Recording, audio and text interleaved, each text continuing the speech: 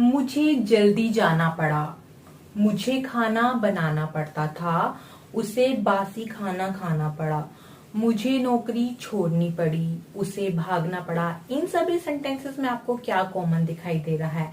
हमें कॉमन दिखाई दे रहा है पढ़ा, पढ़ता था। तो जिन भी सेंटेंसेस के एंड में हमें ऐसा कुछ दिखाई देता है वो सेंटेंसेस क्या होते हैं? मजबूरी वाले सेंटेंसेस। ऐसे सेंटेंसेस जिनमें हमने पास्ट में कुछ मजबूरन किया था, हम करना नहीं चाहते थे पर हमें करना पड़ा। उन सेंटेंसेस को अब हम इंग्लिश में बताने वाले हैं कि ऐसे सेंटेंसेस को बनाने के लिए हम इंग्लिश में क्या यूज करते हैं? हम यूज करते हैं हैड टू का। हैड टू का मतलब होता है पढ़ा या पढ़ता था। तो हमारा कंप्लीट सेंटेंस स्ट्रक्चर क्या होगा? सबसे पहले हम लिखेंगे सब्जेक्ट। सब्जेक्ट क्या होता है? सेंटेंस में हम जिसके बारे में बात कर रहे हैं या जो इंसान काम कर रहा है उसे हम बोलते हैं सब्जेक्ट। फॉर एग्जाम्पल, मुझे जल्दी जाना पड़ा या सब्जेक्ट क्या है? मुझे। सब्जेक्ट के बाद हम लिखेंगे हैड टू।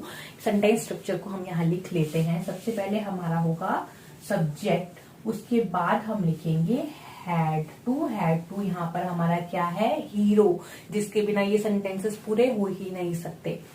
हैड टू के बाद हम लिखेंगे वर्ब। वर्ब क्या होता है? काम। किस काम के बारे में हम बात कर रहे हैं? यहाँ पर क्या था? जाना पड़ा, खाना बनाना पड़ा, चलना पड़ा। तो ये सब क्या है? वर्ब्स हैं।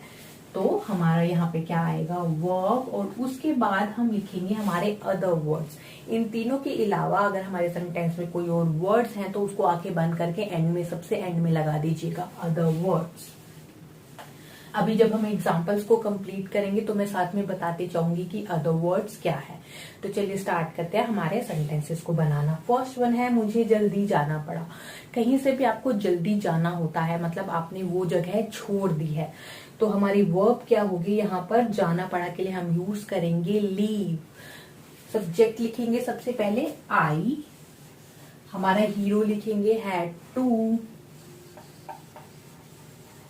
अब क्या लिखेंगे? वर्ब। जैसा कि मैंने बताया जाना पड़ा, कहीं से जाने के लिए हम यूज करते हैं leave. I had to leave. हमारा अदर वर्ड है जल्दी।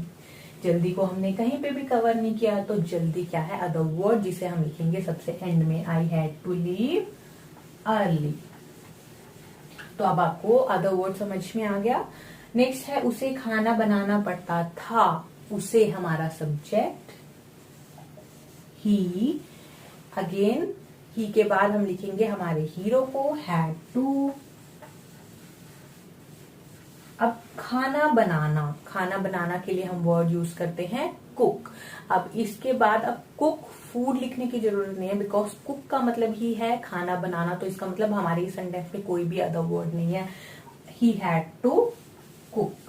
उसे खाना बनाना पड़ता था। अगर आप कुक फूड भी लिख देंगे तो भी वो गलत नहीं होगा, बट कुक लिखने के बाद ही हमारा सेंटेंस कंप्लीट हो गया है। मुझे बहुत ज्यादा चलना पड़ता था। मुझे आई अगेन हैड टू।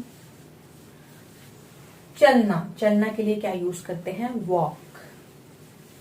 अब बहुत ज्यादा रह गया हमारा। बहुत ज्यादा क्या हो गया? Other word. बहुत ज्यादा के लिए आप टू मच भी यूज कर सकते हैं, अलॉट भी यूज कर सकते हैं, दोनों आ सकते हैं यहाँ पर। तो I am gonna write a lot. I had to walk a lot, या फिर I had to walk too much. उसे फोटो हटानी पड़ी। जैसे आपने कहीं पे कुछ फेसबुक पे या इंस्टा पे कोई फोटो डाली है, आपको वो हटानी पड़ी, तो इस सेंटेंस को आप इंग्लिश में कैसे बोलेंगे? ही अगेन हैड टू। अब हटाने के लिए डिलीट या रिमूव कुछ भी यूज कर सकते हैं। I had to remove. Other word यहाँ पे क्या आ गया? फोटो। नेक्स्ट है मुझे बासी खाना खाना पड़ा। मुझे क्या है? I subject again had to. Subject के बाद आंखें बंद करके हैड टू लगा दीजिएगा। I had to. खाना पड़ा, वर्ब क्या है? Eat. I had to eat. क्या रह गया? बासी खाना, अदर वर्ड। बासी के लिए हम यूज करते हैं स्टेल। Stele food.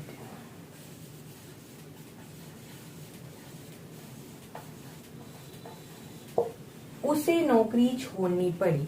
उसे हमारा सब्जेक्ट, छोड़नी पड़ी हमारी वर्ब।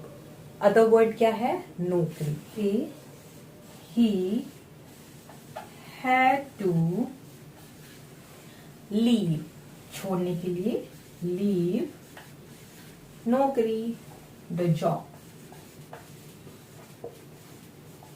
अब यहाँ पे देखिए, यहाँ पे भी लीव यूज किया था कि आपने कहीं से गए, मतलब आपने वो जगह छोड़ दी, वहां से चले गए, और नौकरी छोड़ दी, उसके लिए भी हमने लीव यूज किया। तो एक वर्ड को हम काफी ज्यादा अलग अलग तरह से यूज कर सकते हैं, वो आपको देखना पड़ेगा। सेंटेंस की सेंस पे डिपेंड करता है कि कब यूज किया जाएगा उस वर्ड को।